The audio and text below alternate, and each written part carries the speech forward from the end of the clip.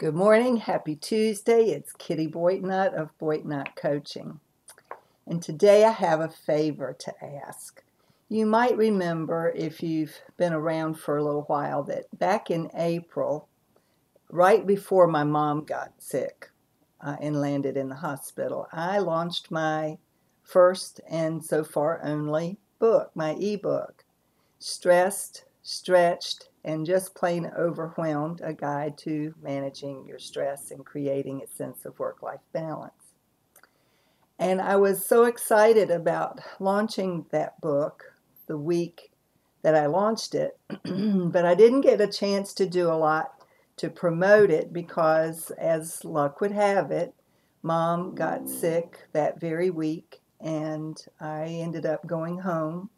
And again, for those of you who were with me during that particular time, you know that there were a few weeks when I was writing these newsletters, these weekly newsletters from the hospital by her side. And so I didn't have an opportunity to promote the book or to try to get a lot of advanced reviews or even reviews as the book came out. And so as a result, the book has been out now since the middle of April, and I don't have very many reviews. So here's my request, my favor. I know some of you have downloaded the book. I offered it for free. Here's the one hard copy on the planet that I have in my hands at the moment. It really is an ebook, and it's not very long. It's more of a report than a book. But it's intended to give people something tangible with regard to the 7 specific strategies that one should incorporate into their daily lives and their effort to get a better handle on their stress, whether the stress is coming from work or from home or from both. You know, I talk to people every day who are just feeling overwhelmed with the stress of responsibilities, worries. I work with people who are out of work. I work with people who are working but hate their work and want to be doing something else. I work with people who are in the middle of job searches but don't have a clue as to where to begin, and they need help and they need support and they need encouragement. But first and foremost, they also need to remember to take care of themselves. And the 7 strategies that I offer, which are simple, there's nothing new in any of the 7 things except to a reminder that there are 7 very specific strategies that you should incorporate into your routine so that you are taking better care of yourself and you're stronger and more resilient in the face of the inevitable challenges that we all face, whether it's a loss like I experienced with the loss of my mom, or the loss of a relationship, or the loss of a job.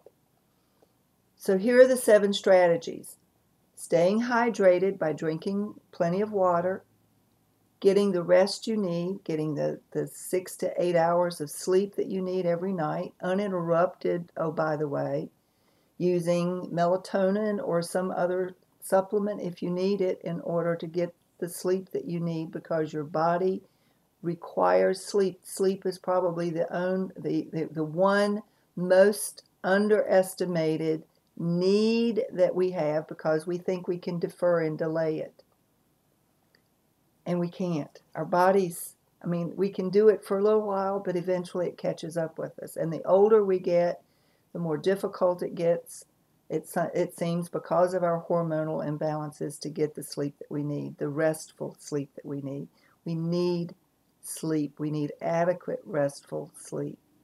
We also need to eat whole foods as opposed to unprocessed foods. We need to moderate our food intake and make sure that it's in alignment with our level of exercise and our level of physical activity, or else we start to spread and put on pounds that continue to make us even more stressed. We also need to be incorporating a daily practice of mindfulness, meditation, or prayer, or all of those. And we need to not forget to have fun. And so often when we're stressed, we forget that it's important to take time out for fun. Do something that's totally different from your work, totally out of your normal routine, because your brain needs a break. You need the rest. You know, there's certain research that points to just doing nothing every once in a while is a good thing for your brain. That's why we have some of our more brilliant ideas when we're in the shower, because we're not doing anything else. Our brain is wandering, our mind is wandering, and suddenly we're hit with these brilliant ideas. So so those are the 7 strategies. It's all in the book. I would appreciate it if you haven't downloaded the book. I'm going to include it again today as a free gift for you, my subscribers to this newsletter. Assuming that you open the newsletter, you'll see that it's a gift. And here's what I would really love for you to do. I'll include the link where you can click to go and offer a review of the book. Now, if you hate it, that'll hurt my feelings a little bit, but that's feedback that I need. If you find it helpful, however, if some of the reminders are reminders that these are strategies that you already knew but you have forgotten to incorporate, or you're neglecting to incorporate into your routine, then please say that. Something along the line of, this book was helpful, this book didn't offer anything new, but if you could offer a review, I would appreciate it. And if you would prefer not to, certainly that's fine. If you just don't have time to read the book because you're too busy, I understand that too. But don't forget that you have that available to you. And there are times when we all feel stressed, stretched, and just plain overwhelmed. So that's the request for today. Take a look if you haven't read it yet. If you have time, it's only 67 pages. Like I said, it's more of a report than a book. But the information is there, intended to help you to get a better handle on your stress so that you can manage your stress more productively, be more resilient in the face of the challenges that we all face at times in our lives.